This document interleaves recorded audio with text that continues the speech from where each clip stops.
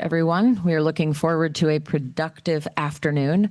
Jeff, I'm happy to turn it over to you. And then when we do move into cards, comments, and questions, Brian, I have you up first.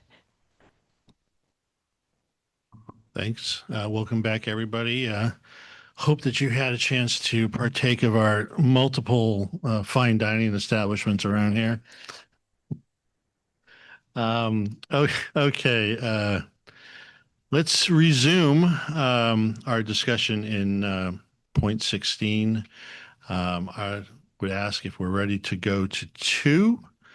And that's at the high level, first level 2, within that. Is it 2 or is it A? Hold on. Yeah.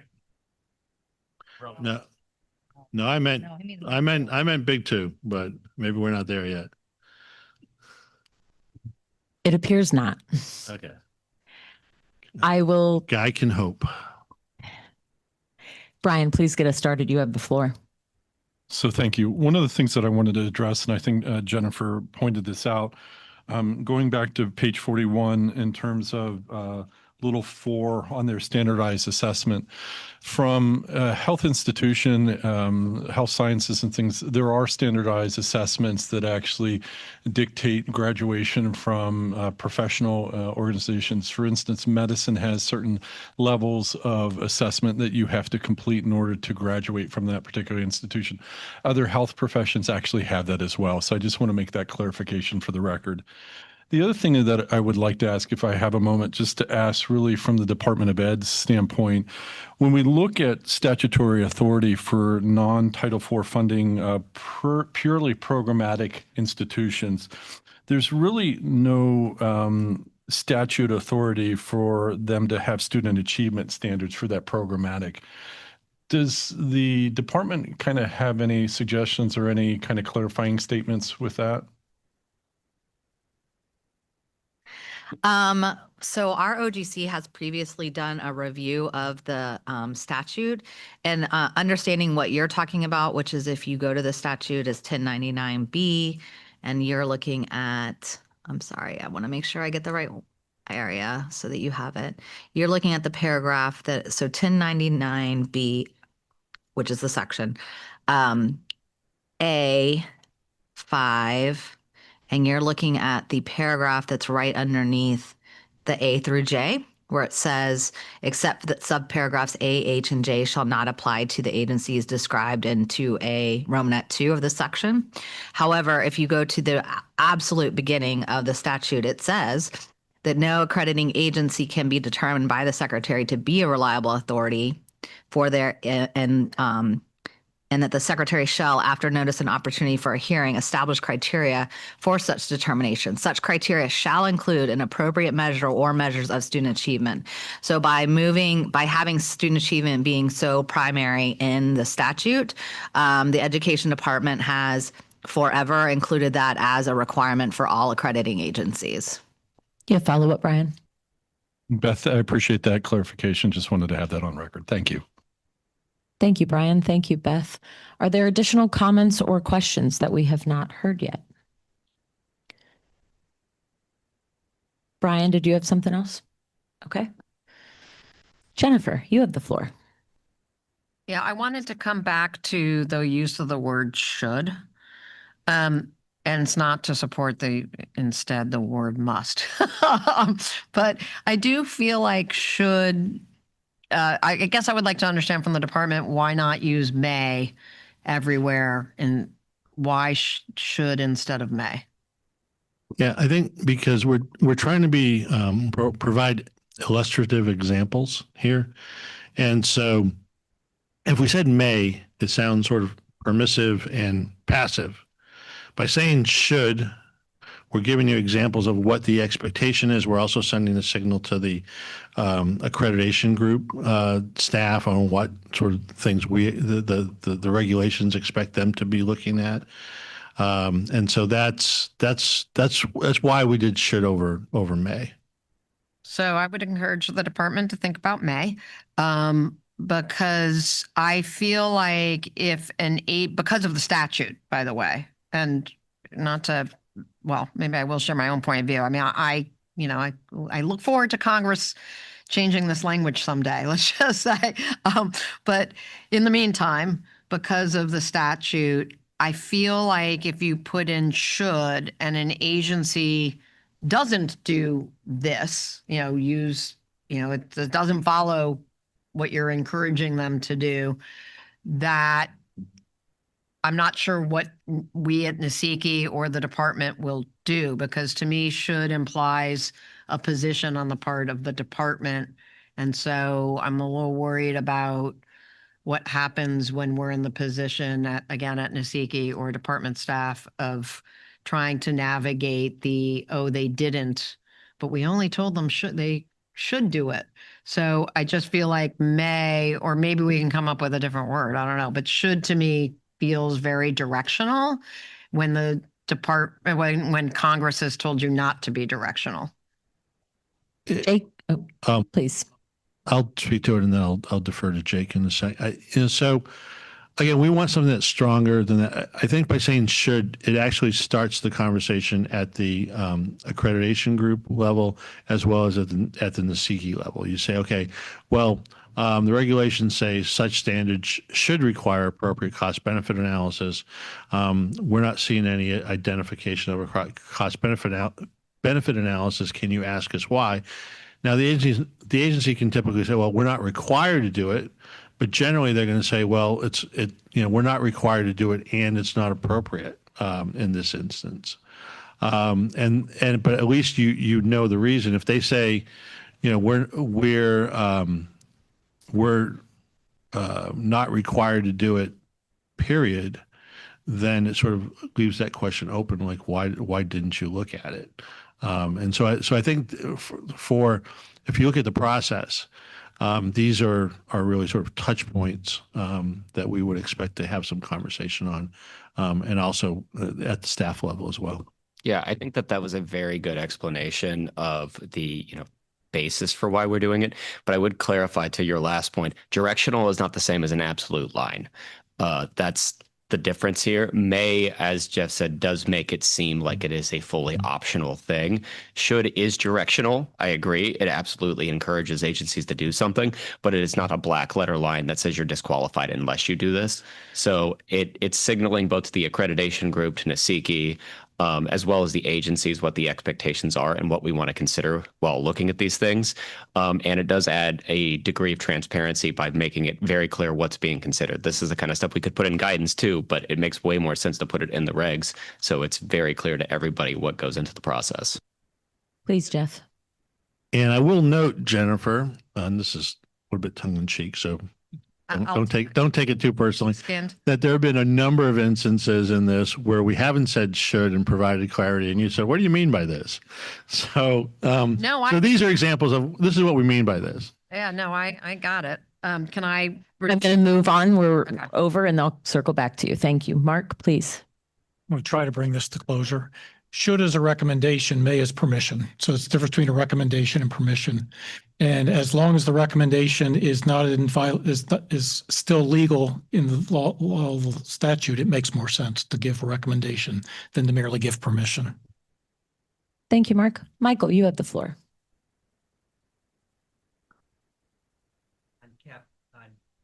Capital A.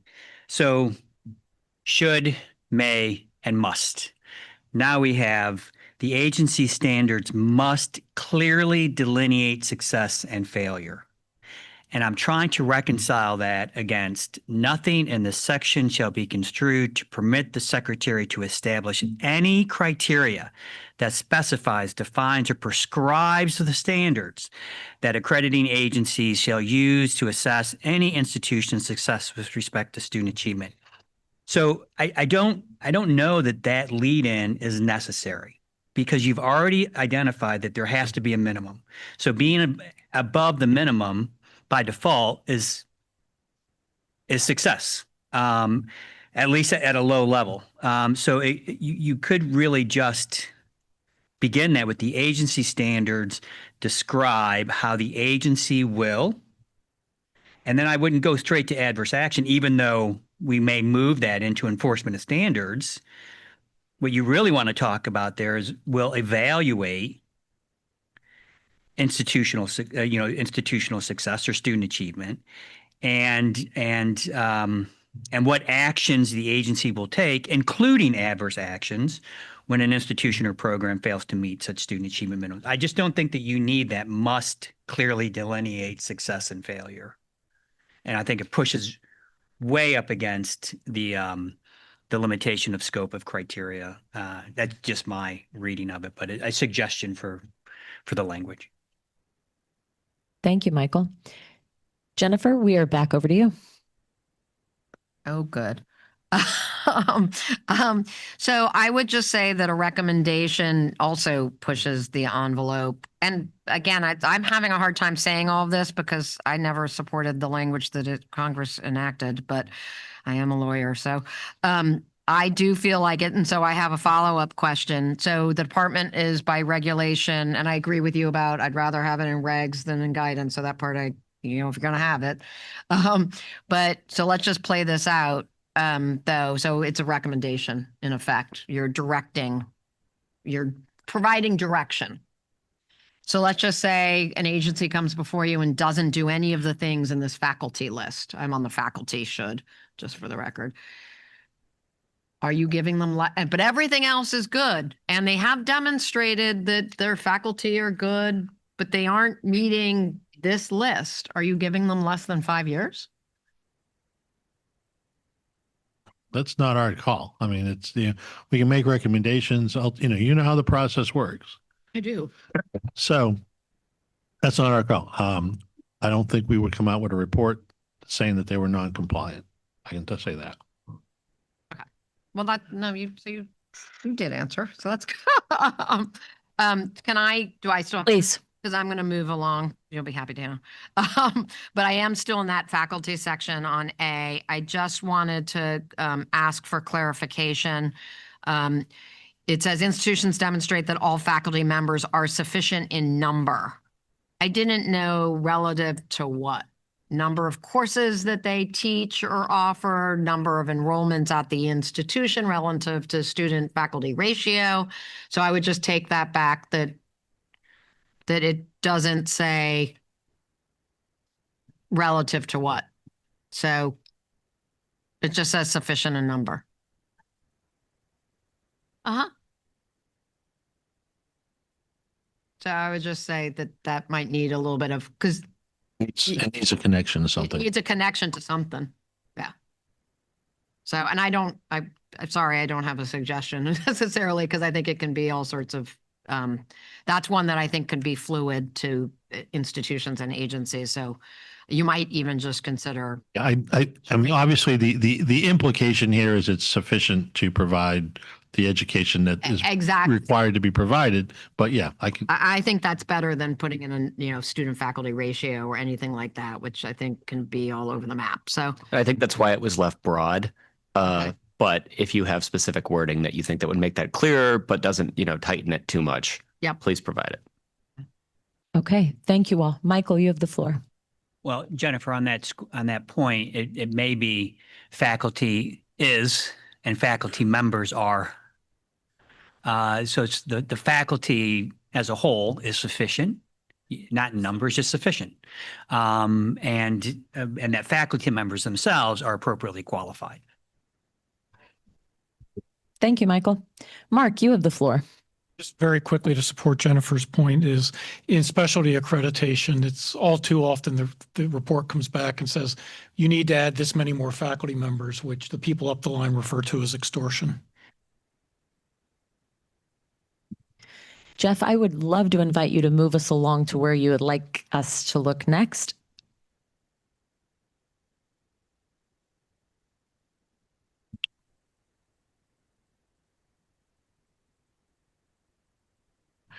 yeah. So Jake has consulted me and is asking whether or not anyone has more issues around that faculty requirement. Jennifer, did you want to speak to that? I mean, I do, but I also am very interested in moving things along. So I mean, I just think that there are going to be edits that we're all going to want. I don't think I'm speaking for myself. I mean, that you do have the language on academic freedom that I definitely have thoughts on. But that comes up over in a couple of different ways. So I almost feel like that's a thematic conversation. So I don't want to hold up the progress, but I also don't want to make it like silence is not acceptance. Sure. We had just worked our way through all of the cards at the time. We now have one more up. Michael. Because silence is not tacit approval, ditto, I won't belabor it, but I'll work with Jennifer and others around the table to provide some language around the faculty section. Okay. Well, with that suggestion, with that discussion, I would suggest that we go down to page 43, Romanet 4, starting with facilities, equipment, and supplies, which would be the next element. AD, I'll give you the floor first. If you don't mind if I could go back to D though, To which one? page 42. Standards should require that academic freedom protections. Is that before? Yeah, I thought everybody was keeping their powder dry on that, but on for another part. But Okay, so I guess then it's to follow what Jennifer was saying, but I guess if we want to wait till discuss all those parts together at a later time, we could do that. I just didn't want to skip that. I have an issue with that one as well. So okay. Thank you. I'm going to go to Magnus next, please. Thanks, Kayla. So looking at Romanet 4, facilities, equipment, and supplies and such standards require that appropriate cost-benefit analysis has been performed to justify such expenditures. So we can talk about the student support services in a little while because we'll get to that. But, I think broadly, one of the goals of the department is to reduce administrative burden on institutions throughout the accrediting process. And this seems like an area where it would be increasing. So schools would have to justify every building or agencies. Still, it's institutions would have to justify to their accreditors, if I'm understanding it correctly, that all of their facilities that they have, every student support services that they offer, meets some amorphous definition of a cost benefit analysis. So I'm kind of wondering what the rationale is here with in terms of like where the department sees that this is appropriate. Sure. So you're still enrolled right now, right? You pay tuition? Pell Grant takes care of that for me. Okay. All of it? There's also state grant aid. Yeah. Okay. Well, for those who are paying tuition, the goal here is to pay less tuition. And for those who are getting a Pell Grant, if maybe the tuition at your school was lower, then we could help with more Pell Grant assistance as maybe somebody else there. And so the goal here is actually to get at some of the cost drivers that we have seen and that we have seen the research on in terms of tuition costs and the reasons why costs are going up. And so a lot of it is in the physical plant that we've seen. The one everybody likes to use is the lazy river, but it's more than just the lazy river. It's a lot of sort of pink elephant buildings that are going around that are very expensive. So what we're trying to do is at least introduce some modicum of, evaluation on these, because I think the general public and the department itself sort of take a look and say, well, do they really need that at that level? And because a lot of these projects, I think quite honestly, from the outside look extravagant. And sometimes they're not. Sometimes it's just a replacement of a building. In other cases, it's a decision to, put money into an auxiliary type of activity versus classroom space or laboratory levels. Yeah, and so that's really what the rationale is for that. Any brief follow-up, Magnus, before I move on? Yeah, I think that's helpful, and it's certainly possible that I'm misinterpreting what it's saying here. I think I have more concrete concerns about student support services as opposed to facilities. I just don't know enough about that. But I guess the concern overall is like, what additional administrative burden does this create? Although the effort is understandable to try to reduce costs, and that's appropriate. Yeah, so I think, and I'm obviously a big supporter of student support services. So student support services, in my view, would not be covered under this, and this is really looking at physical plant and supplies. Thank you both. I'm going to move on and give Michael the floor. This is one of those areas that is very difficult for, I think, accreditors really to assess on making a judgment as to whether or not an institution's analysis is appropriate to justify its expenditures, when typically, and not that makes it right, that is typical, but what we are most concerned about is that an institution is in fact making the financial commitment that it needs to make to ensure it has adequate and facilities, equipment, and supplies, and which helps to ensure ongoing continuous improvement. Those seem to be the standards that are important around assessing quality of education, as opposed to whether or not an institution should or should not spend its money on other kinds of things.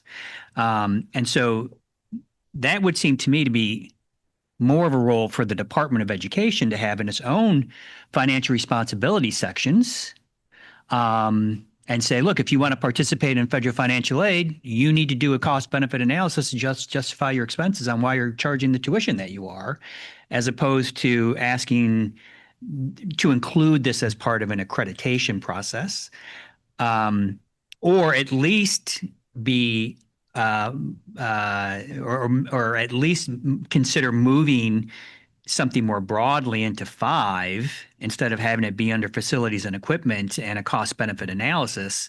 But that 5 is really more about that the institution is being mindful of the costs, is being mindful of expenditures, does a budget every year, ensures that it's operating in a manner that can best deliver, focused on best delivering education to students. But this is a very difficult one for an accrediting agency to go through and try to make a qualitative judgment as to whether or not it's appropriate.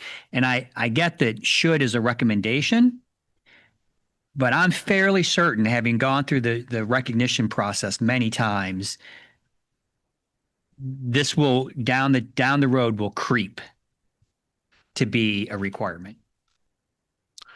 I hear what you're saying, Mike, and again, I do point out that it is a should. It isn't actually the agency making a judgment.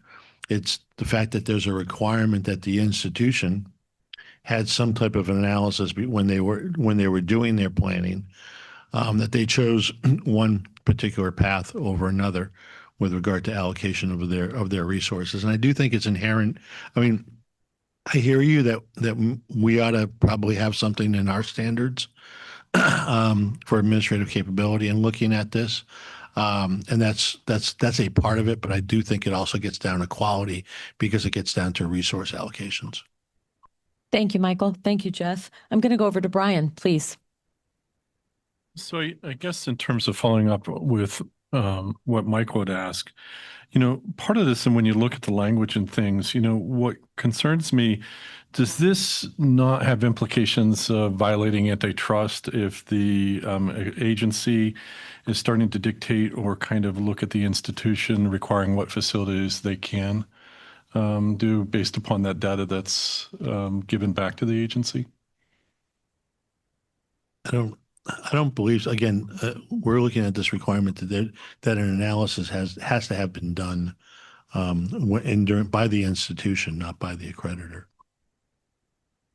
And then if that analysis is done and then it's found that analysis is not appropriate, what's the implications?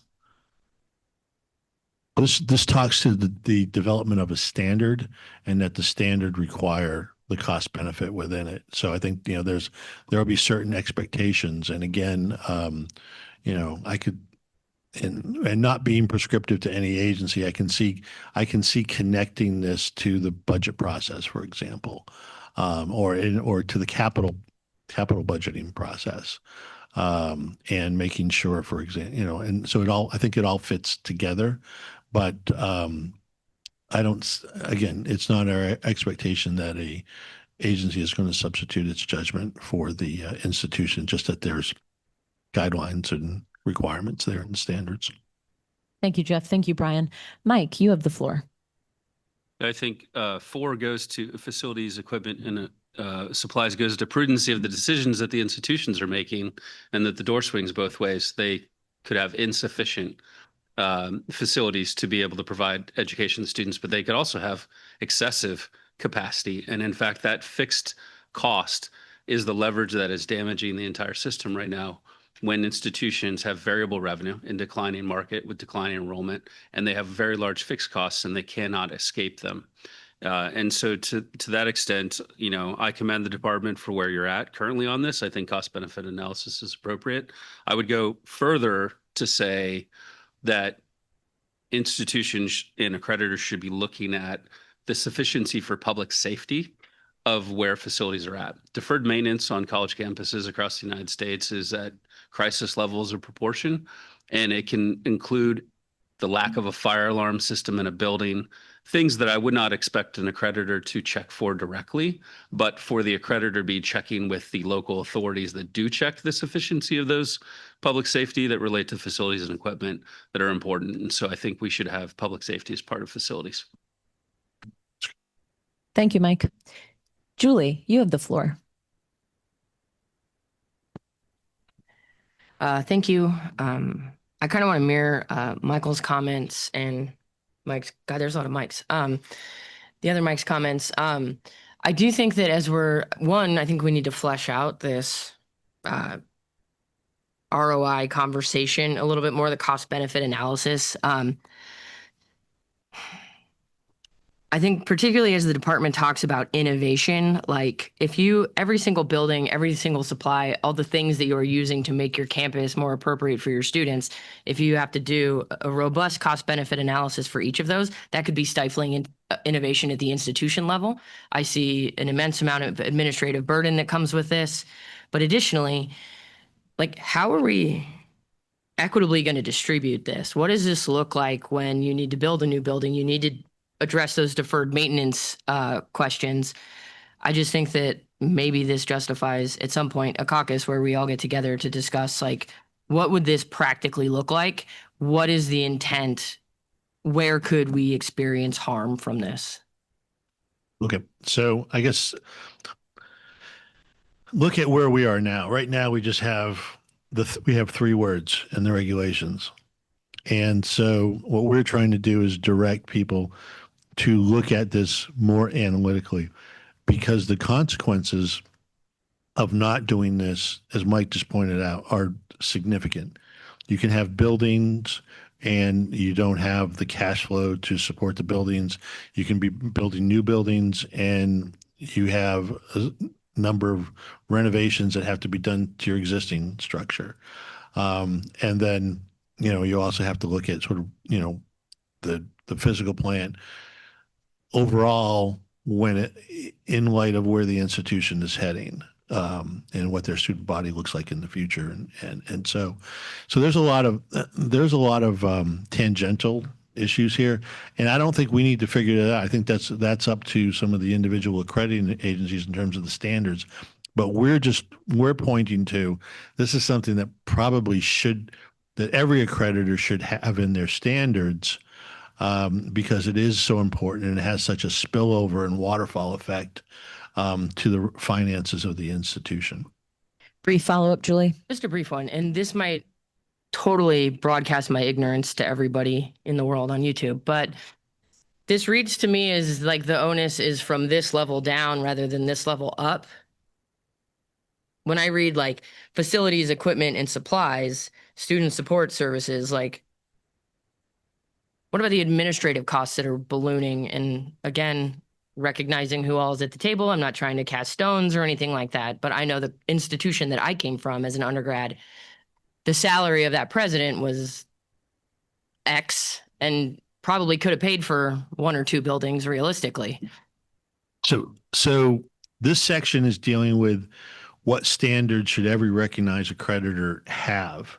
And so again, we're to an extent, you're pushing a string here, but in terms of what actions you want to see. But what we're trying to, if an accreditor is going to have standards with regard to facilities and equipment, then there should be some framework built around those standards in terms of what the accreditors are looking for and what they're asking their institutions to do as a condition of accreditation.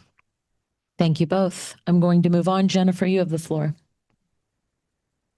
So on this one, I tend to lean towards the department on it, but because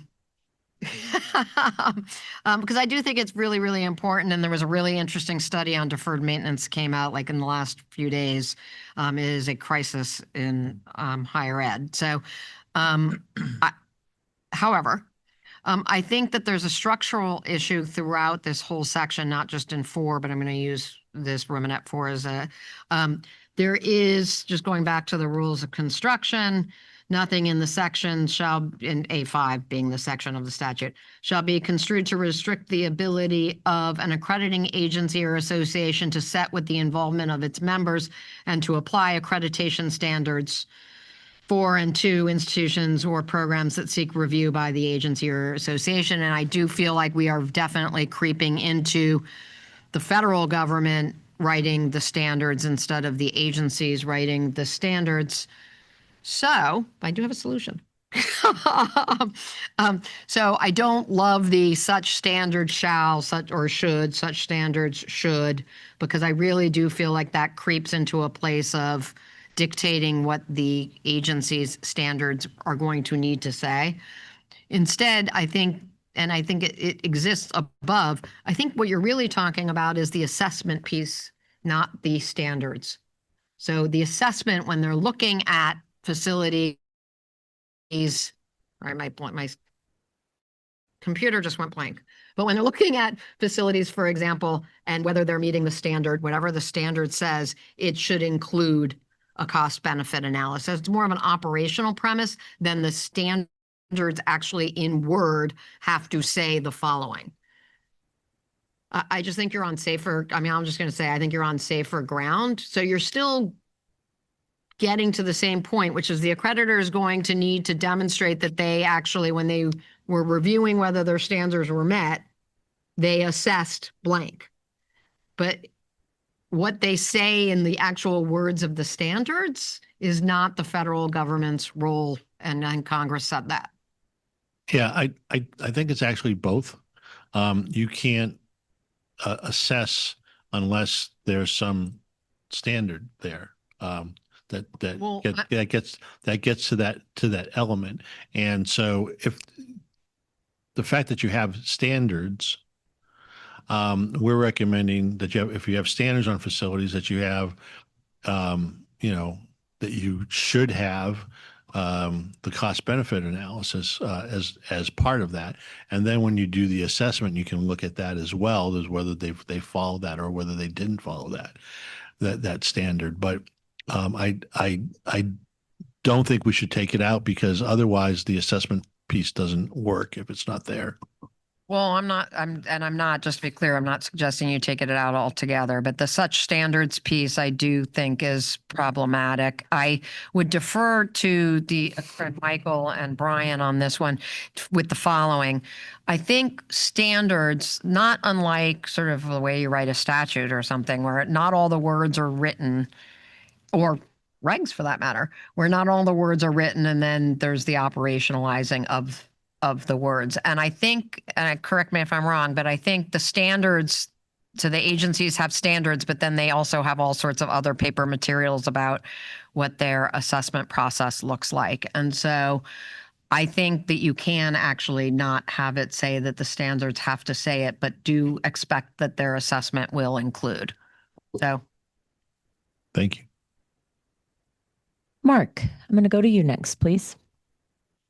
So in this one, just really quickly, my constituency is public institutions, and to build buildings, you have to usually go through state processes. Is that sufficient as far as what you're intending here? Or are you expecting something above and beyond what they would already have to do to get approved at their state levels? Yeah. My experience with the process that you described is that there's usually a cost benefit analysis as part of that. But again, that's just, it would, assuming that it's in there, but I'm not saying just the fact that it went through a state process is an indication. State process, my experience with state processes generally include those.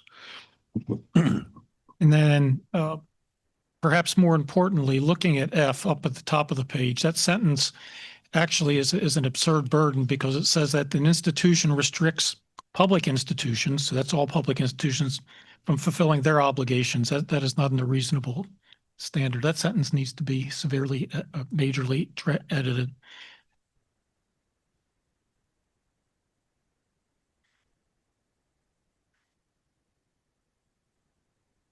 So if my institution doesn't keep other public institutions from violating the First Amendment, I'm not in compliance. That's what that says.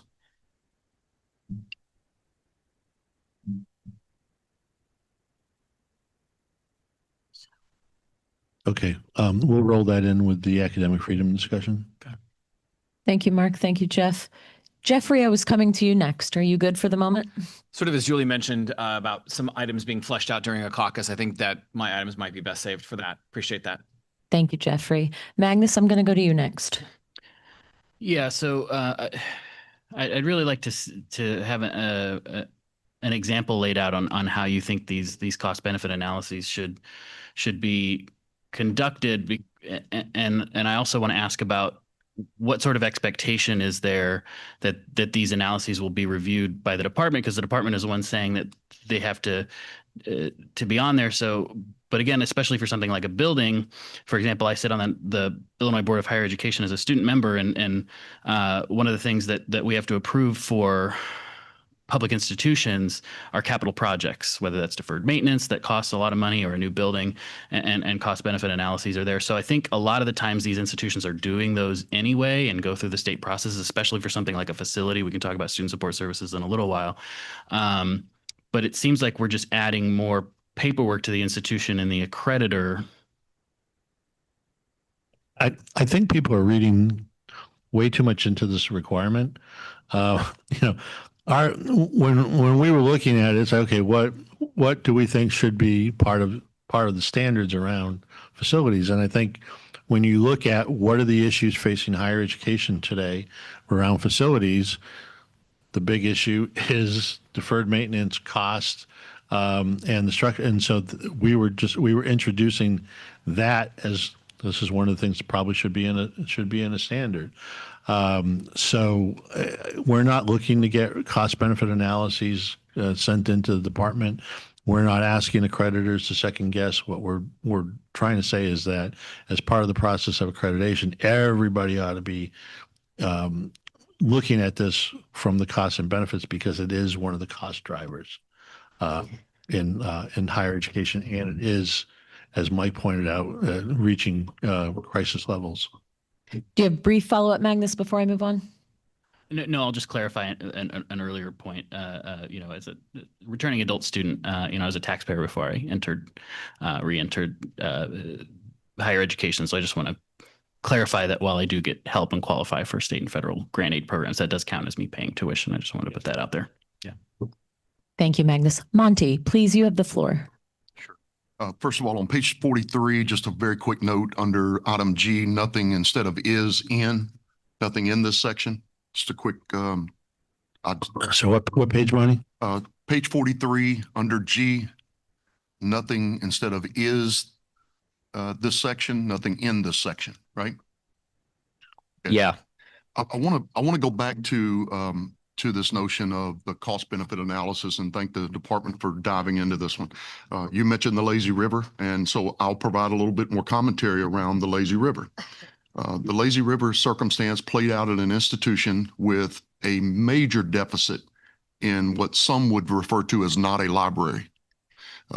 So imagine for a second that you have not a library, big building that many would consider not a library, and you then commit funds to build a lazy river. That's what took place from the public's perspective.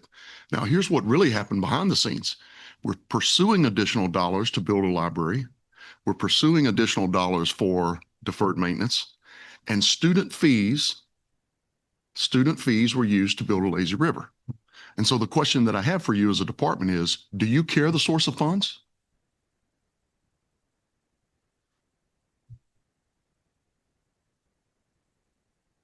Yes, sir. Clarifying question. I vaguely remember reading about this years ago. In that case, hadn't the students voted to incur the student fees themselves? Yes, they had. Okay, because I remember that being my college, they rebuilt the student union at some point and a student fee was assessed, but there was a vote taken of the student population as to whether or not to implement that fee. So I don't know if that changes the calculus for you as a policy perspective. Yeah. Again, in that particular situation where student fees and they have control over those fees, yeah, I don't think you can control that because that's not part of the institutional funds, right? I think and I have seen instances, and I've sat down with college presidents where they have, a new college president comes in and they have a really rundown campus and declining enrollments, and they sit there and they decide, what the heck am I going to do? Like, how do I dig myself out of this hole?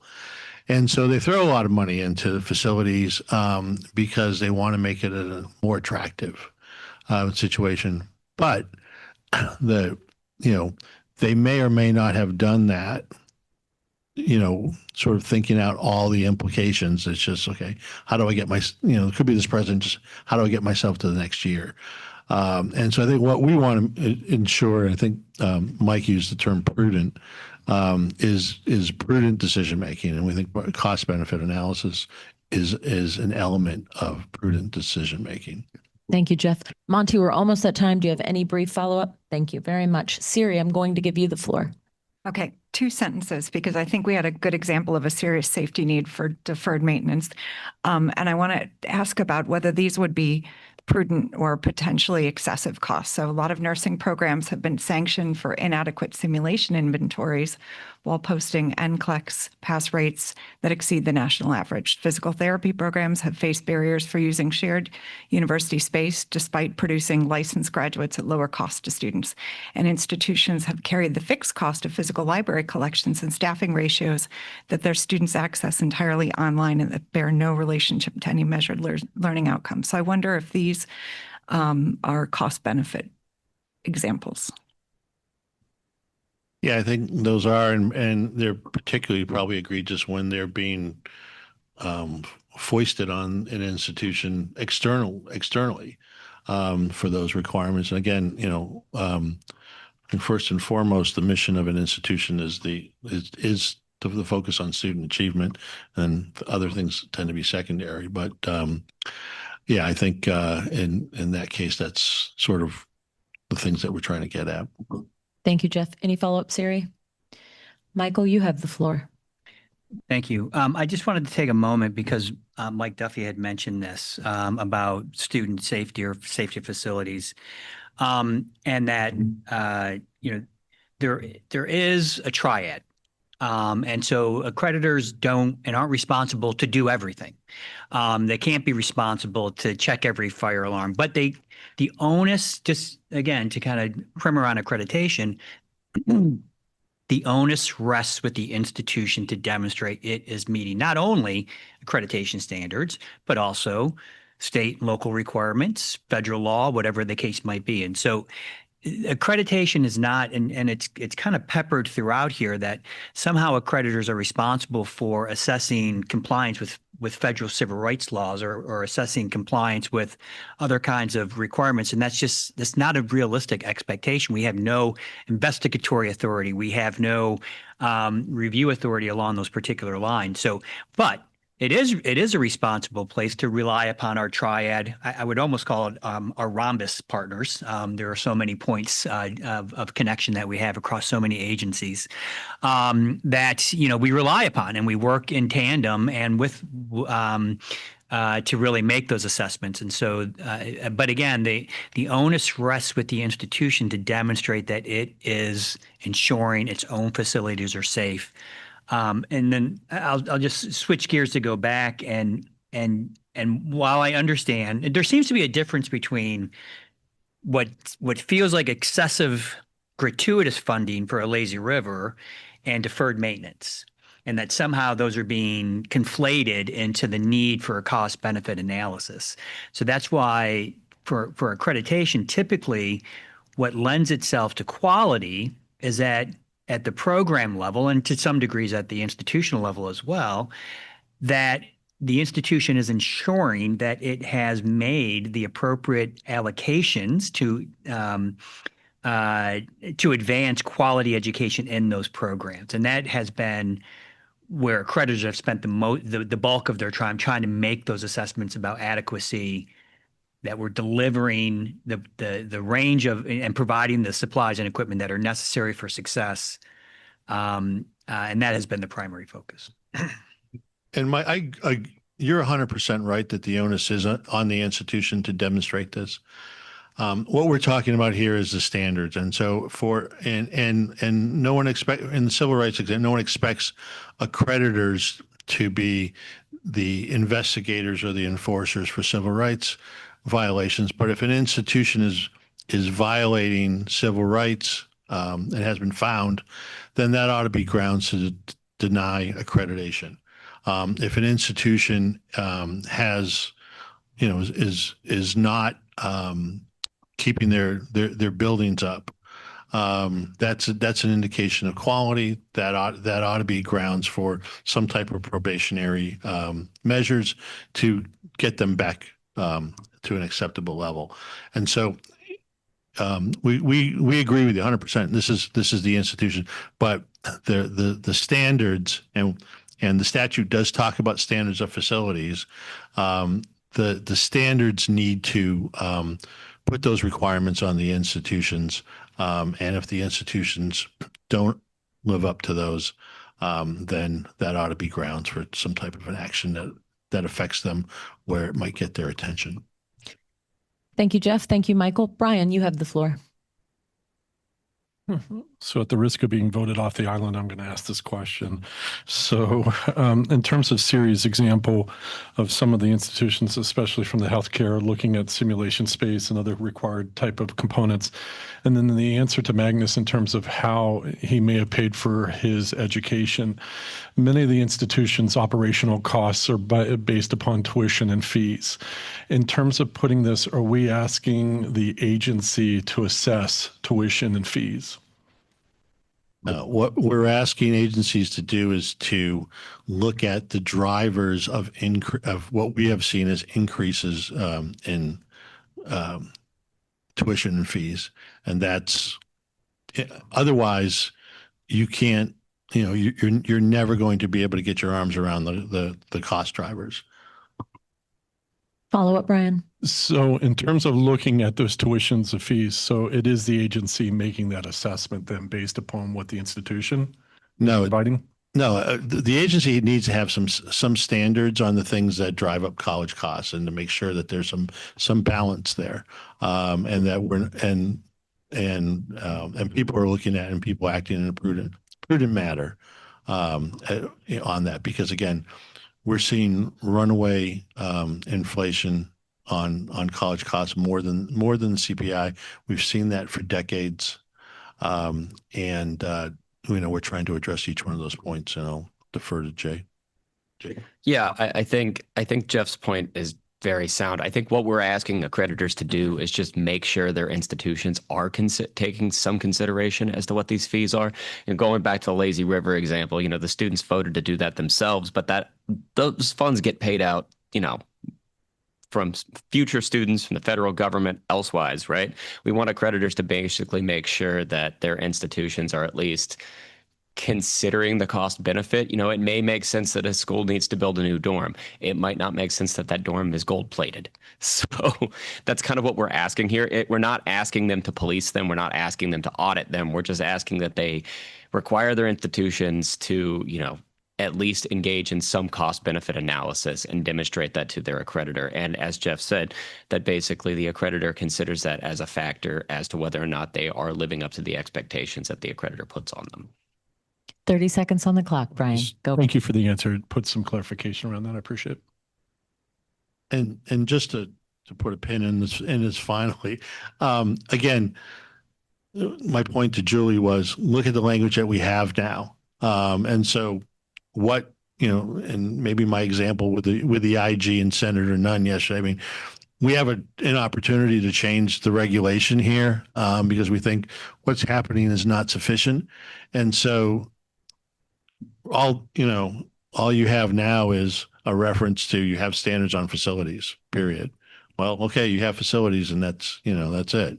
So that was the one place we thought probably important for everybody to have this. We can't prescribe it obviously, but we think it's an important factor. Thank you, Jeff. To prevent confusion, I'm going to Mike Duffy and then Mike Shires. I'm just trying to point out for the benefit of the group that the statute does say in 5 that the secretary shall require, standards for facilities. And I would think public safety of students would be the bare minimum standard for government on accreditors. So yes, I think it's part of the statute. Thank you, Mike. Jake, please. Yeah, I just want to point out that our regs do in other places require institutions to maintain safe facilities. That's addressed in a few other places in the regs. So that does exist here. To the extent that, sufficiency is also part of those standards, we would assume that the accreditor would also look at it, but we do already require them to maintain proper, safe facilities elsewhere. Thank you both. Please, Mike. So first, I want to thank the department for thinking about things that are driving costs and focusing attention on this in institutions. I mean, we have a long history of sort of easy access to federal money and other kinds of money, but most informs the tuition. And institutions, somebody was talking about the nonprofit business model or governance model or economic model, whatever you want to call it. When I was at Pepperdine, we called it the business side of the operation. But, it's literally, there needs to be attention on how we respond to the environment we're in. And $70,000 tuition is probably not a sustainable model long term for higher ed.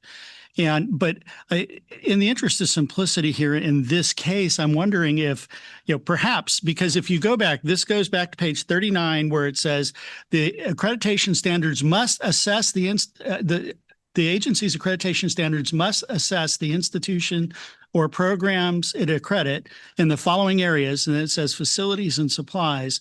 And I'm wondering, saying, and whether appropriate fiscal analysis has been performed to justify these expenditures might simplify that, because standards is now kind of in there twice. We add the second subs. And the other part of this is that and that would also apply, I think, to part 6B, if you're going to kind of simplify that piece of it. But I'm also a little concerned, and it's interesting because you took the standards from statute, and I understand that. But at the same time, Standard 5 loses part of the focus on this whole other area of overhead costs in institutions, right? It talks about fiscal and administrative capacity as appropriate to the specified scale of operations. It doesn't say anything about how well it works.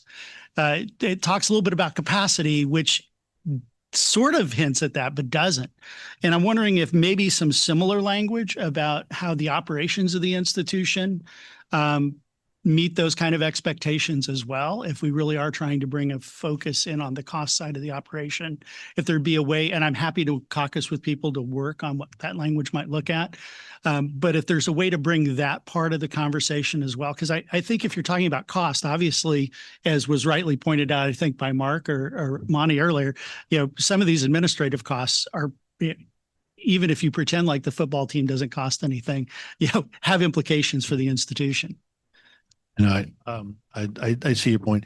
And again, I would point that these are the standards part. So, and there's also an assessment piece of this. So, and we'll do our best to try to say, okay, what's sort of the bare minimum? What's the expectation for the standard in our suggestions? And then, obviously, I think what you suggested, we could make the assessment perhaps more robust. I'll continue working our way through the cards, inviting clarifying questions and new things that have not been shared. Monty, you're up next. Thank you, Caleb. Very quickly, I'd like to focus in on that paragraph on 43. I believe that is section 5. And Michael, to your point earlier in talking about the cost drivers of institutions, again, I'd like to thank the department for including these. I want to specifically call out one because I think it's important for all of us around the table to recognize where real costs exist. Obviously, facilities are a big portion of that. I happen to hail from a state that assesses 45% in benefits for every dollar that is spent in personnel. So if a faculty member has a certain cost, there's 45 cents on every dollar that follows that faculty member. The market average in the private sector is around 20 to 21%. So we're talking about double. So I put that out there as an example because I think it's important that we raise some of these issues because the very same people pulling the lever to reduce funding are oftentimes the people who are giving us a hard time about spending dollars wrongly in their minds. And so I think it's an important place for us to raise this issue, to say, if fiscally you can't support the institutions you have, then make hard decisions. But right now, continuing down the path that we're on does no one any good, most especially our students, because we're giving them a subpar product as a result of, in this instance, institutions paying for a state debt.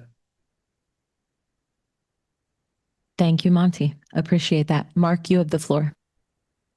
So I need to go on record in response to Jeff's comments about runaway inflation, because his comments are not supported by the facts.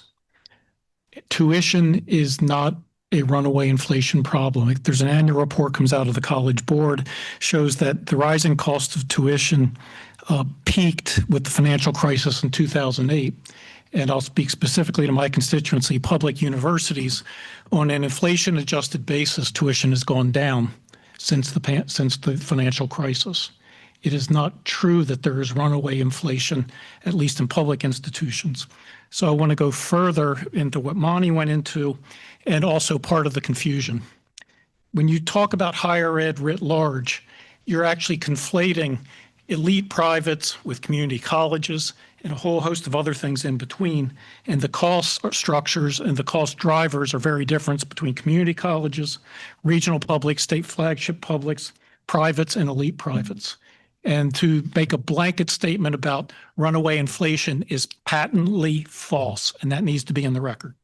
Furthermore, the cost of drivers for running these institutions, because I did it for nearly 13 years, student support services, public safety, market for talent, which both includes faculty and staff. It's incredibly competitive. The benefit costs, which my colleague to my left mentioned, and federal regulatory compliance. And if this process goes wrong, we're only going to end up with more of that. Thank you very much.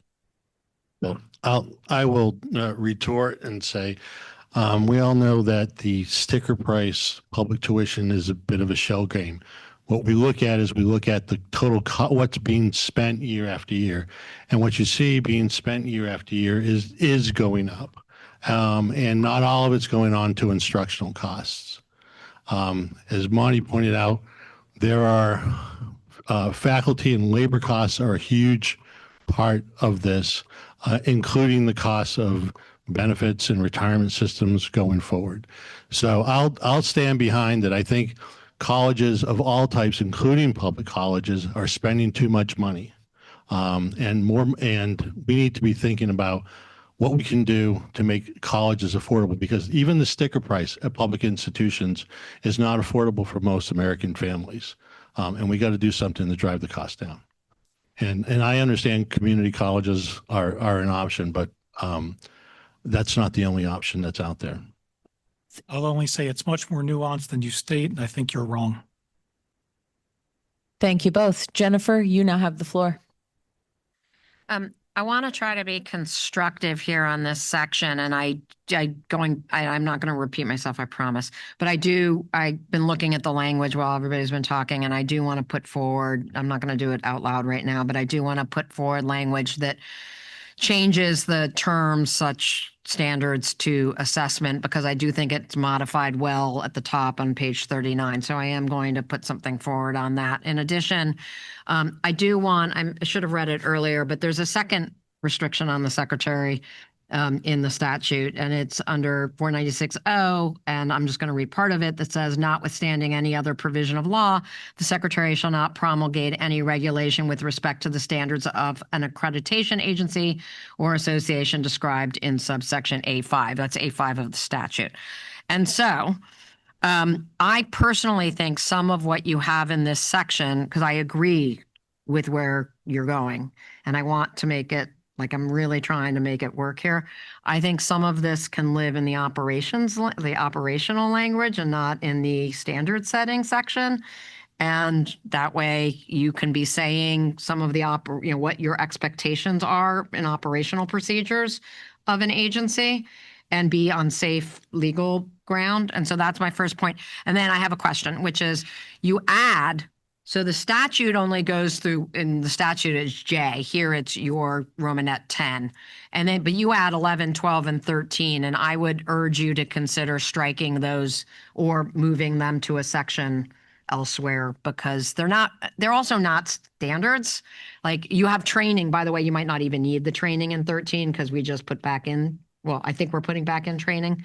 So you might strike 13 altogether, but they're more operational in nature than they are standards related. Taken. Thank you, Jennifer. Michael, you have the floor. Yeah. Yeah, I think what Jennifer is suggesting is a rather elegant solution to some of the things that you're thinking about. Because in 17 is where that's where we're laying out the application of standards as opposed to what the standard should be. And so in the application of standards, the regulations talk about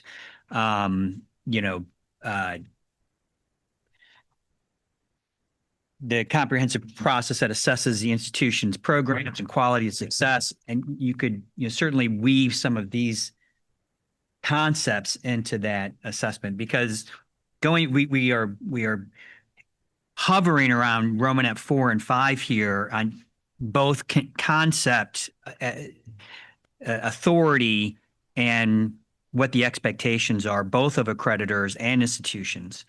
And so, because again, on 4, I would say it is at least of equal importance to be concerned about whether there are allocating enough funds, that the concern should not just be about cost drivers, but adequacy of these things. So if we're really looking for accreditors to be responsible and reliable and valid authorities on quality education, then we should be looking at adequacy of these kinds of things, at least equally at the same time as whether or not the institution is being financially responsible. Same thing on 5. We should be equally, if not more, concerned about the overall financial soundness of the institution and whether the institution or program's long-term financial obligations are supported by those things. So again, I would encourage the department to really think about whether or not what Jennifer is suggesting might be another approach. Thank you, Michael. That concludes all of the comments and questions that we have at this juncture. Jeff, would you like to point the committee's attention to a new section? I would love for you to do that. I thought that was going to be the easier one. Let's go to student support services, because I know that's a hot button issue for Julie and probably some others here as well.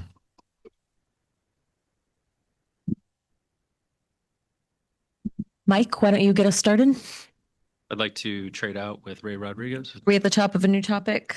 That would be great. Ray, I would like to welcome you to the floor.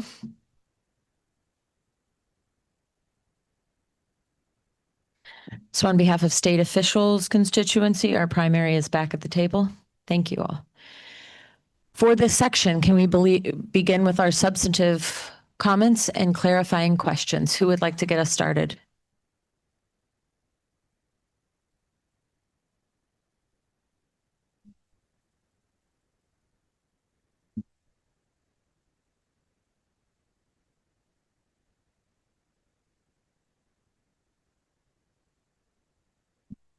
Magnus, please, you have the floor. Dishonor to get us started on this one here. So student support services, part A, the first sentence reads, student support services must comply with all civil rights laws. I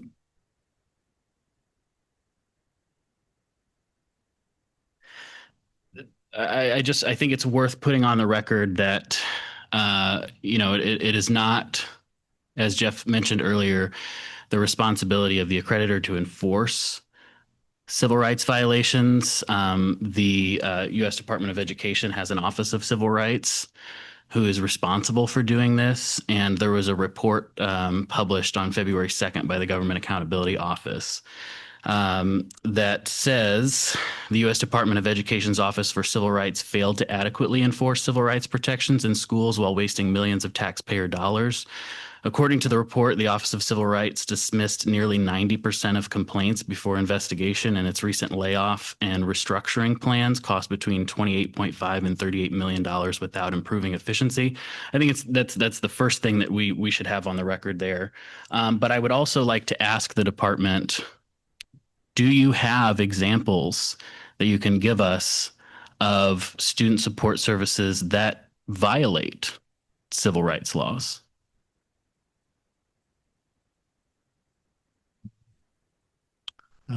We have seen media reports, and we have had actions with various institutions, some of them that are ongoing.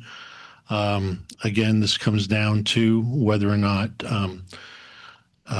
institutions are taking action based on race, and whether or not they are violating the civil rights statutes that we have on board, have on the books. So there's some ongoing issues there. But again, I think this clarifies that within student support services, there should not be race-based or other violations of civil rights laws that we have seen in the past, where we've reached settlements with institutions. We've reached settlements with a number of institutions this year and last year as well. All right. If you've reached settlement with institutions, that means you could probably explicitly lay out those examples for us. So I think students would. That's generally, we can't. There's usually a confidentiality clause with settlements. Okay. Then I would still love some broader examples of where that may exist. You mentioned race as one of those things. But we'll move on to paragraph B while I have some time, or I can go back in the queue if we're running out of time. Thank you, Magnus. Jennifer, I'll give you the floor. I just want to suggest again, I know it's different than academic freedom, but I want to suggest that we either in a caucus, and I'm not saying the second, but that we hold academic freedom, First Amendment, and civil rights for a thematic conversation, either in public. I'm not necessarily suggesting we go into caucus, but so that we're sort of, because one of my concerns is that they're mentioned over and over. And if we start sort of making proposals or changes, that there does need to be a level of consistency to whatever we do. And so I would love, I know it takes a little bit more work to pull those sections, but I kind of feel like that's a conversation that's overarching. Yeah, no, you're entirely correct. I think that is the best way to handle it, because we would be hitting it every single time and skirmishing on that. We're more than happy and more than prepared to talk about that, because we do feel very strongly about what we've put in there. But I think, in the interest of time, that's the best way to handle it. Thank you, Jennifer. Thank you, Jeff. Brian, I'm over to you, and then Magnus, I'll come back over to you. So I would agree with Jennifer in terms of caucus at some point, because one of the questions that has come past me is in terms of the interpretation of those civil rights laws, you know, whether it comes from the courts, the administrative state, or the administration or state, and what happens if there's conflict and how that gets kind of adjudicated from the agencies. And I think that's something that whether you want to address now or something that we could address in caucus at some point. Conflict as to state and federal law. Just in general, when, you know, if there's policies and procedures around this, how the agency kind of, you know, goes through that to determine, you know, we know where the precedent may set, Yeah. but, you know, what to do with that determination. Yeah, I think we'd have to take that back and look at it more closely. I mean, conflicts of law is a wholly fleshed out field. There's a whole lot that goes into it. So I really don't want to speak to it in a way that I will do a disservice to it. Frankly, it's not an area I touch super frequently. But I generally think what we're talking about this here is we're talking about compliance with federal civil rights laws. And that would include, you know, case law, as well as, you know, black letter civil rights laws. So interpretations of those laws by the courts would also apply. Any brief follow-up, Brian? Thank you. Magnus, the floor is yours. Thank you. So I want to move to paragraph B here. Standards should require that appropriate benefit analysis has been performed to justify expenditures on student support services. So we're back to cost benefit analyses. So again, I'll ask you to clarify what is an appropriate cost benefit analysis for a student support service. What data should be used? Are there metrics that you expect? And will schools, would you encourage schools to use retention or completion metrics towards the benefit of this calculation? And at what service or what threshold is a support service justified? Since this isn't a mandatory requirement, that level of granularity is not required in this discussion, Okay. Nor was it ever perceived. We put it out there as a requirement. We think that the analyses are generally tailored to the task that's being analyzed at the time, and there generally should not be a sort of blanket set of expectations out there. Any brief follow-up, Magnus? Yeah. So just clarifying, this is an optional reporting requirement from institutions to their accreditors. Is that what you're saying? Oh, first of all, it's not a reporting requirement. It's part of the standards. So that's and the standards are built around that. And essentially all we're asking for is that cost benefit analysis, in this case, as in the previous example, be part of the standard setting process. And Jennifer had proposed perhaps looking at that on the operational side as opposed to the standard side. I think the other part here is, you know, we don't want that to somehow become a way for institutions to just slide other things under student support services as opposed to, you know, other sections within it. It applies the same cost benefit rule across the board. But as Jeff said, I think, you know, we might address that through the operational thing instead. Mm-hmm. We'll come back and talk about that in a little bit. Okay. Yeah, I think it's worth pointing out that student support services as a thought project has been growing in recent years, that we've been identifying greater ways to improve support services for students. So you think of traditionally tutoring, career services offices, but now, for example, in Illinois, it's required by law that every public institution have what's called a benefits navigator, which are required to help connect students with housing resources, food resources, things like that. So these, and it was an unfunded mandate. I if I'm not wrong, hopefully my Illinois folks don't come and kill me for that one. But my point is that student support services are growing, and the data backs up that these help support student engagement, sense of belonging, which both lead to retention and completion, which lead to better outcomes. So but they also increase costs because it costs money to staff these offices and to provide students with adequate support services. So I don't want institutions to be put in a position where they have to question whether or not it's worth it in dollars to just. This has nothing to do with students questioning it.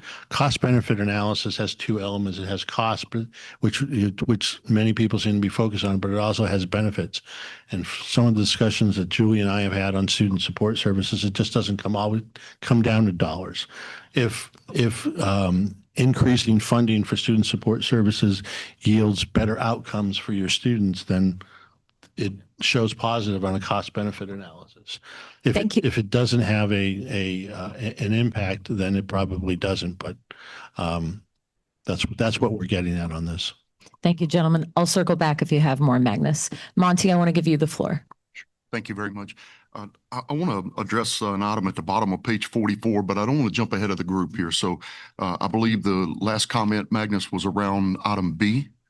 I believe there's, what is that, item 7, and then item 8 is where my comment is. Everyone comfortable moving to item 8? Okay. I want to thank the department again for the work in dealing with this question of time. Our work in student success tells us that time is the enemy. That has been a mantra that I think many of you have seen as being really important. The extent to which we can get students in and out the door provides for fewer opportunities for life to get in the way. So the language that is currently there in item 8, I believe it's in the third full sentence. It begins with, in applying this standard, the agency must not categorically prohibit or unreasonably restrict the accreditation of, I would simply insert after of, shortened degree and credential programs, including short-term programs that are designed to prepare students for employment. Again, the point here being we would like to see more efforts in the direction of trying to shorten time. We would not want to slow agencies down in their ability to be able to move toward that 3-year baccalaureate degree, just as an example. Does that make sense? Yes, we believe that makes sense. Could you make sure to put that in writing in a proposal for us? Thank you. Thank you, Monty. I'm going to move on and give Julie the floor. Thank you very much. I just wanted to echo some of the other sentiments around the table today or just now, whatever. When we have broader conversations around civil rights protections, I need to get it on the record that also includes the ADA, that includes the Rehab Act, that includes 508, 504, that includes every single thing that has been hard fought, hard won, where students run into accessibility barriers, either with resources, additional supports, even getting into buildings or using facilities.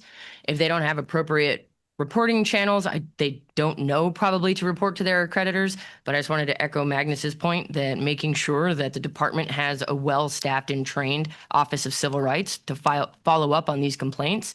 These are critical. I went to a college that is absolutely the opposite of accessible, and the amount of resources our campus had to put in to make sure that students who had mobility devices could get to their classes was significant.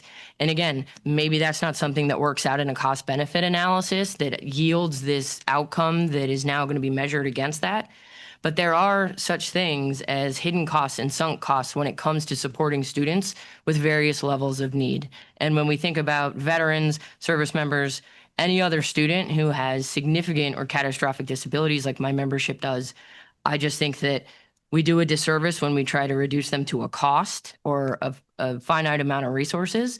And so I did just want to get on the record that when we are talking about civil rights, we are talking about all of them, including federal laws that protect people with disabilities. Agree with you 100%.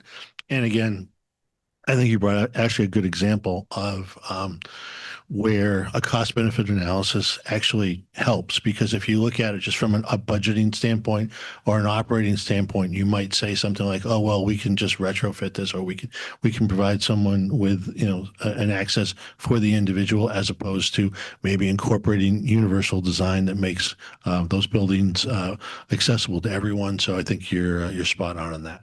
I would also add that compliance with federal law, because it's required for all of these things, inherently satisfies a cost-benefit analysis, because otherwise you're not in compliance with federal law. So as Jeff said, the cost-benefit analysis overall may favor incorporate like wider, more systemic changes within the university, such as moving towards universal design. But even at where that isn't the case, where an institution has to make an adjustment for one person for the purpose of complying with federal civil rights law, the cost-benefit analysis always works out in the student's favor because they have to comply with federal law. Thank you, Jake. Jeff, Julie, do you have very quick follow-up? I was just going to say thanks. That's very quick follow-up. Thank you. I'm inclined to go to Jennifer and then Magnus, our last 2 cards raised, and then maybe move into our afternoon break. Jennifer, please, you have the floor. Yeah, I just wanted to, and I think it's just an error, but I think it also might be moot. I'm moving us along. I wanted to go to pages 46 through 48. So you have a Romanet 13 that I think is a wandering Romanet, because I think it should have been up by 12, but that's the one that I think I'm going to propose that we delete, because you have on page 45, going back to page, 47, no, 45, you have 2 through, do you see what I'm saying? I think something's out of order. I think you're right. I don't think the 13 is wandering. I think that the numbering, though, is wrong under 12, and that should be a 1 as opposed to a 2. Oh. Oh, because I was going to propose that. Well, that changes everything. I was going to say, just to go back to what I said before, that 2 through 8, I also believe belong in the application, like in section 17, 602.17, because they're more about how you administer your standards than the standards themselves. And so that's like 3 pages of motion potentially, but I just wanted to put it out there that I don't think that they live in the standard setting section. Thank you, Jennifer. Thank you. I do wonder how the transcript will capture the noise you just made. Moving right along, Magnus, please. Yeah, thank you. So I appreciate the point about the cost benefit analysis in terms of, compliance with federal law, because that is the benefit, and non-compliance with federal law is a risk. But what I'm interested in is more concrete examples of student support services that do not fall under what is required by federal law, and how you would look at those in terms of cost benefit analysis. And to Jeff's credit, he did mention earlier that benefits are not always measured in dollars, and I appreciate you bringing that up. I think that's really important. However, I want to go back a little bit to civil rights and the resolutions that we just mentioned.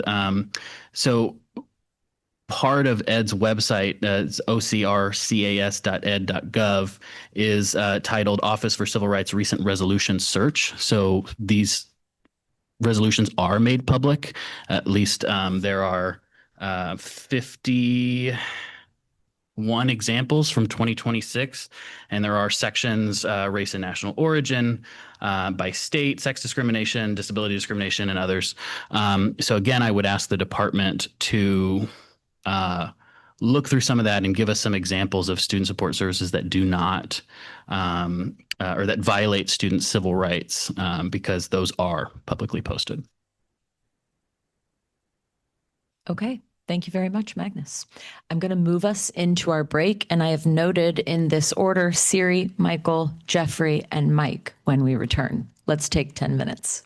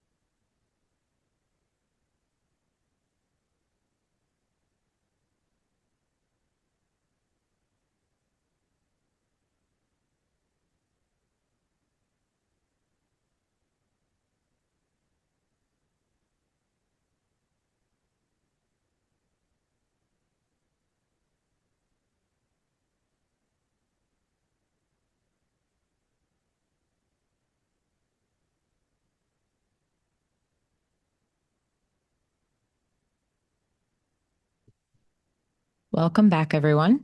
I hope you enjoyed your break. We have a number of cards that were up prior to the break and some that have gone up since. So I am going to call on those in the order in which I noticed them.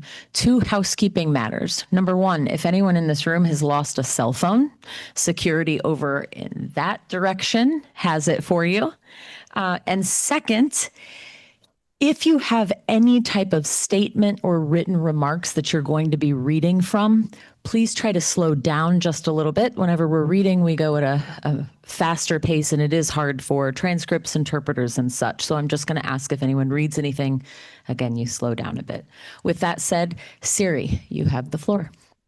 Just a small point, and it might be a term of art, but in XIII on page 48, could we consider changing peer reviewers to evaluation teams? That's it. Thank you for that. I'm going to move on now and give Michael the floor.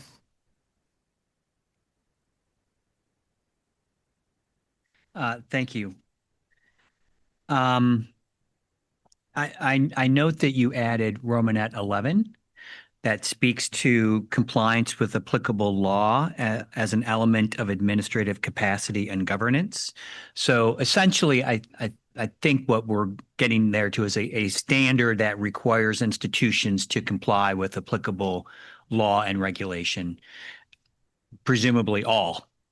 And what I'm wondering is, and that coupled with the edits that you've also made to section 602.28D for regard for decisions of states and other accrediting agencies. You've also made some edits there about federal agency compliance with federal agencies. I'm wondering if this one blanket statement is not sufficient, or why is it not sufficient to really kind of cover all the other areas where you say there should be standards that assess compliance with some law or another.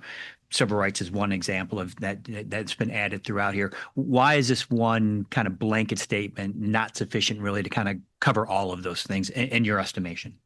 Yeah, I think a lot of these, quite honestly, Mike, are belts and suspenders. When, as we were going through, people were adding in and wanted to make sure that everything was covered. So we are willing to take a look at, whether we can get coverage, the kind of coverage that we think we want with a more comprehensive change earlier in the listing. Because if you notice in this section, I think we're down to the 5th level of paragraphs, where we do the italic numbers. So we're looking at this with an eye towards streamlining in some of this discussion. Well, yeah, I would agree. Moving it up would be also helpful. Yeah. I mean, to extend your now, it's like belts and suspenders on a pair of pants that fit too tight. So something to think about. That's a good one. I like that. Quite a visual. All right. Jeffrey, I had you in the queue next. Do you still wish to make a remark? No, I'll save it for the caucus. Thank you. Thank you very much. Mike, I had you next. Do you still wish to make a remark? Siri actually got mine. Thank you. Magnus, I'm back to you. Yeah, I apologize. I thought of one more thing regarding civil rights right as we were going to break. I think I heard something from the end of the table on my left here about someone mentioning that some continued discussion about civil rights could be had in a caucus. Forgive me if I misheard that. Regardless, I think my point stands, which is I would strongly discourage any conversation about civil rights to happen during caucus. I think that's a very important discussion to have on the record because I think it's important for every group at this table to get the perspective of Ed and to provide their own perspectives, and for those in the constituency groups represented at this table who are listening at home, for those in the audience, for our representatives from the media to have a full breadth of understanding of any discussions surrounding civil rights, because it is such an important issue. So thank you. Please, Jeff. I don't think that's your decision to make, Magnus, to be honest. And if we're going to meet in the caucus, we'll meet. we meet individually. We don't have a caucus of the whole. We have open meeting requirements. So we have caucuses.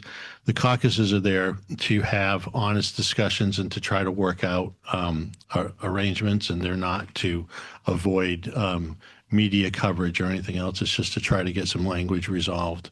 So that's our intention, and I think we've spoken with regard to your questions on civil rights is probably about as much as we're going to speak on them. Yeah, absolutely. I just was not a decision that I was making. It was simply a recommendation, food for thought for the table. That's all. Thank you. David, you have the floor. Thank you. My question's from page 45, Romanet 12. This would appear to be a student achievement standard, and I was wondering why it doesn't appear under Romanet 1 with the other ones. First question. You're talking about 12 on page 45? Yes.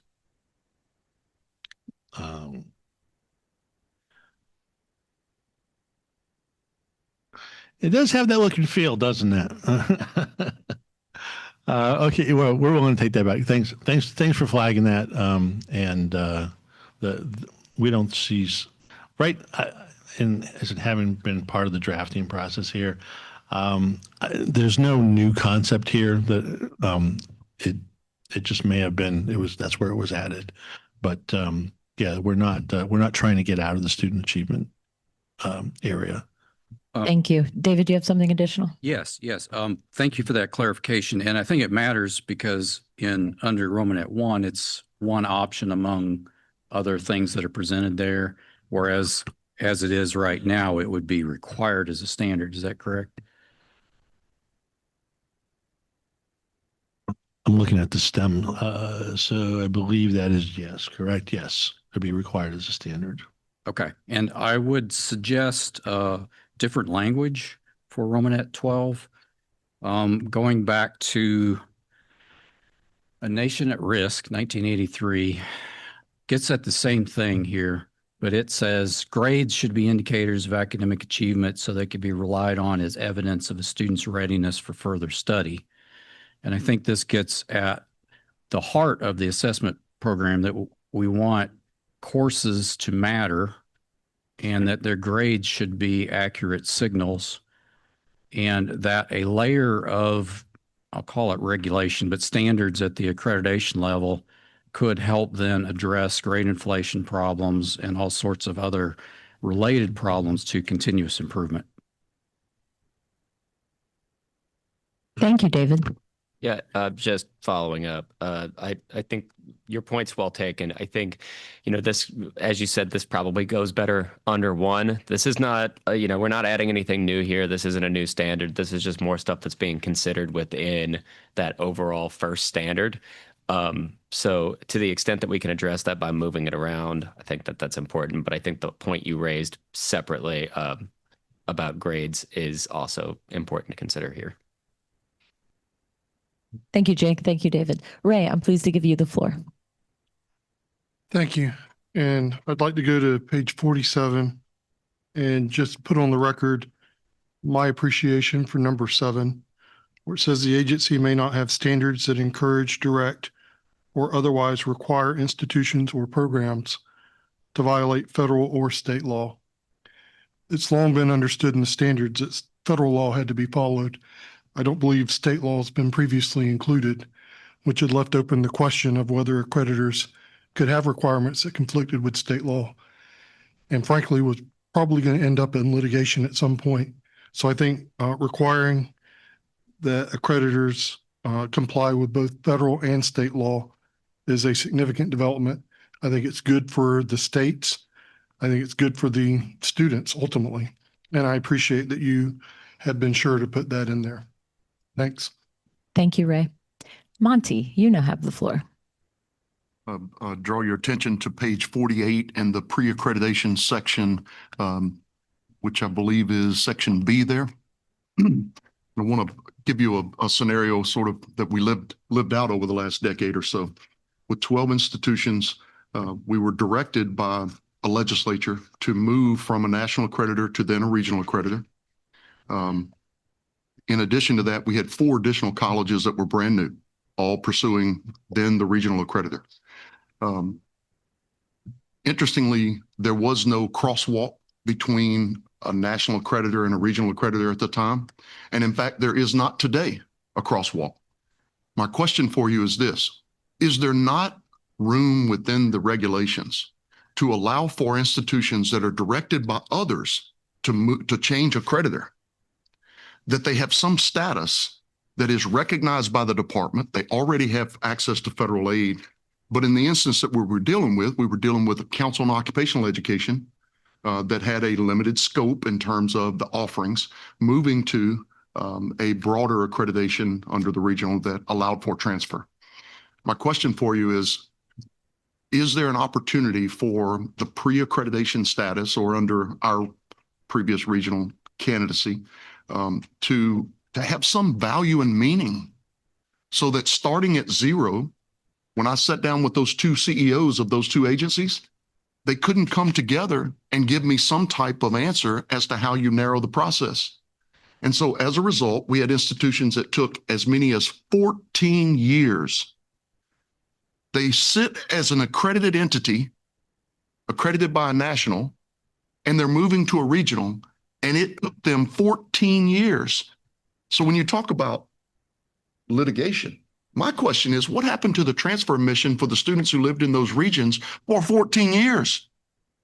Someone stood in the way of those individuals having access to the transfer mission. So my question for you is this: under item B, when we talk about the pre-accreditation status, is there the ability to crosswalk those institutions who have and are in good standing with their existing accreditor and want to make a move to another accreditor? Should there be some crosswalk that doesn't start below 0, which is where many of our institutions had to begin, not to mention the amount of money that it cost us to walk through that process? So I put that out there as a proposal. I'm glad to put something together, Beth, and forward that to you. But these are the kinds of real world issues that we faced across time. One institution, the least institution, took 7 years. That's incredible and unnecessary. One of the final points that I'll make is when an accrediting agency has a single reader for new applications, that in itself is discrimination. Because you have one person's perspective reading applications from an entire region, and that individual may decide that they just don't like how you do business.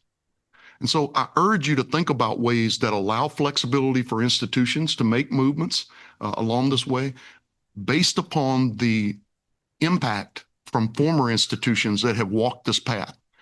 Not all of these circumstances will be such where an institution is leaving an accreditor because of a problem.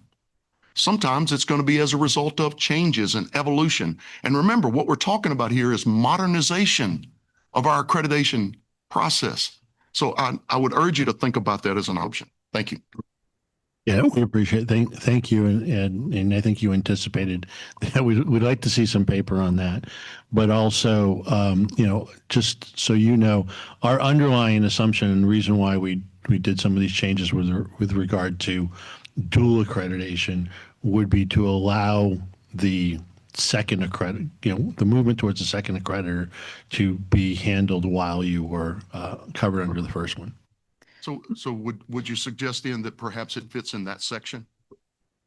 That may be the place, and if our assumptions are wrong about that process, tell us too. But that was the primary path that we viewed, because we're mindful exactly for the situation that you talked about at the end for the institutions that are evolving in terms of their mission, and that's why they're changing accreditors. Do you mind if I move on? Monty, I'll put you right back in the queue. Jennifer, please. I'd like to, I think at this point, or maybe Monty but up to you. You're in charge. But before the end of the day and soon, I'd like to call a caucus on this section through subsection A. I think we're at a point in the conversation that's pretty robust. And what I would like to do So the purpose of it is to make sure that directionally there's at least a good crew of folks who are sort of directionally rowing in the same direction. And what I'd like to ask, and I don't know how this works, but what I'd like to ask is that the Nasiki seat, and then the programmatic and institutional accreditors, both primary and alternate, and all of the institutions, so the publics, the nonprofits, and the proprietary seats, primary and alternate. And what I would like to propose is that we spend like 30 minutes maybe, but then have the department join us. Can we do that? So that we're conceptually, what I'd like to do, the purpose is that we're about to end for the day, and to be constructive overnight and putting something forward. I'd like to, instead of wasting time on ink, and I'd like to make sure that we're directionally going in a way that the department finds constructive and not a waste of time. So under your configuration, who would not be at the table besides us at the department? Thank you. The states, the students, the veterans, the taxpayers, and the employer, I guess. I don't know. I probably didn't get all the names correct in terms of the constituencies. So so who would not be at the table? That's what I just said. Oh, the states, The states, the employers, the taxpayer. I'm not sure I'm getting the titles correct, Jeff, so thank It you. would be really helpful. I was going to bring you my list. Just read out the constituency groups that you would first like included in your caucus. Okay. Abbreviate their names, but go in that order, please. Thank you. Names or constituencies? Names of the constituencies, not primary and alternates. Yep. So Nasiki. And then I'm just going in order that it appears. Public institutions, nonprofit, the private nonprofits, the proprietary, the institutions, the institutional accrediting agencies, and the programmatic accrediting agencies. Oh, and the nascent accrediting agencies would be included. And you'd like 30 minutes and then for the department to join you. Do we want to do that at this juncture? Do we want to continue to move through a few more cards? What's your thoughts, Jeff? You're calling for 30 minutes? 30 minutes of that group and like 10 minutes or however much you guys want. Well, that's going to take us. I mean, all right. Here's a deal. I'll put on. You understand why I'm. Yeah. So if we are done with all the issues of 16, or we can, if people can bring up their issues within their caucuses, I just want to try to close out 16 today. 16 in its entirety? In its entirety. It goes to page 52. So there's most of the stuff that's after what we've been talking about have been are deletions as opposed to additions. But if we can close out 16 today, more than willing to let caucuses roll to the end of the day. Jennifer? Well, then I better keep rolling on my questions. So should I? So I'm inclined to invite cards to make sure that we get those comments and questions through the end of 16, as Jeff has suggested, and then we'll move into caucus as time permits. Jennifer, please get us started. So I'm going to jump partly because I want to make sure we get there. So I think on page 51, the department deleted the language from the statute on the various restrictions. So if I'm understanding correctly, it's the very bottom, it's J, what would be now J, nothing in paragraph A restricts, and then 1 and 2 and 3 got deleted. They're not verbatim from the statute, but they are building off of the statutory restrictions. And what I would recommend or suggest, if that's just to come with a suggestion, is, because it is different than the statute, is to put the statutory restriction in some form in. I think it's good to have it there so that you're demonstrating that you're aware, that everybody is aware of the guardrails. Sure, Jennifer, I hear what you're saying. And I think we were just removing it because it wasn't necessary. It's an option. There's nothing that I mean, it's in the statute. It's, we're not making any restrictions related to that. But if you wanted to put forth language, of course, we'd be open to seeing that. I'll include it in what we're doing. Thank you, Jennifer. Jeff, I'm going to go to you.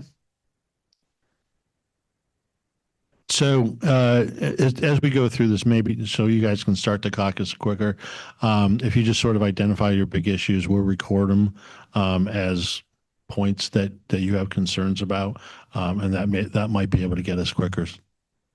Perfect. Jeffrey, get us started with your big point. Sure. It goes back to Monty's point about taking 14 years for their particular schools to switch accreditors. And I know two of the accreditors in the room have put in practice, as well as a few others, an option for schools that are currently accredited to change their accreditor. It's an expedited process. Is that something that would be worthwhile to draft language and put into this regulatory text? Great. It was a thumbs up from Jeff for the record. Thank you, Jeffrey. Brian, you have the floor. So hopefully this is a big explanation here in terms of 50 for H. So can I have some context around this? So for instance, if a agency errors in its findings, is that considered a misrepresentation? So let's say that the agency accredits an institution that later is found to have engaged in fraud or some sort of misconduct. Is that held against the agency based upon this current, if the policies and procedures around age? And that may be bigger than the discussion. I apologize, but making a statement that is not knowingly false is different than making one that is knowingly false. Concealing information would be held against the agency. Something that they don't know about and can't, know about wouldn't be held against them. Follow up, Brian. That's it. Appreciate it. Thank you very much. Michael, you have the floor. Romanet 13 on page 48, the language after the comma, including emphasis on how greater physical infrastructure, traditional institutional structures, and high tuition and fees are not necessary to provide high quality education. That is being prescribed as a requirement that the agency trains its staff in that regard. That feels highly prescriptive and maybe even ideological. And so I would highly recommend striking everything after the comma. Thank you, Michael. Any additional big ticket items that you want to get on the record for the department's consideration before we would move into the caucus that was already requested? Michael, please. Yes, I'm going back to H on 50 and bleeding into 51. Having been the executive director of an accrediting commission for many years and working in this field, some of this really concerns me relative to, and Jake, thank you for kind of the differentiation between knowingly saying something and making a mistake. But some of these things I just fear would set agencies up for lawsuits, for specious, for allegations. These are really dangerous. We already don't have any indemnity for the risks that we take on as an accrediting agency, and this is just elevating those risks for us significantly. And I mean, I've seen enough to know, how it would be used. If we just share the letter and we post it on our website, and maybe the institution goes through the appeal process, and maybe they prevail on appeal, then I can just envision that the allegation is you made false and misleading statements about our institution, even though it may just be a matter of judgment still between an appeal panel and the decision-making body. So some of these are just really concerning with regard to you have expectations that you want us to publish. You have expectations that you want us to be transparent, but we have to balance that with the risk of allegations of making misleading statements. So I appreciate your consideration on those items. I think it's a valid point. We are very aware of the fact that, accreditors, institutions are often very wary of legal risk and that they can be effectively bullied into doing things with the threat of legal risk. However, I think in this regard, if you post something saying that there are allegations that might impede somebody's accreditation, is so long as it says that it's an allegation, it's not an inaccurate statement. If it's something that would threaten your accreditation or an institution's accreditation otherwise, it would not be a false or misleading statement. I'm not giving you legal advice. I'm not opining on that. I'm just saying that, like, within that is technically true at the time. So it would not fall under that purview. However, we are sensitive to the concerns that accreditors may have and the, fact that institutions may try to pressure them not to publish such information.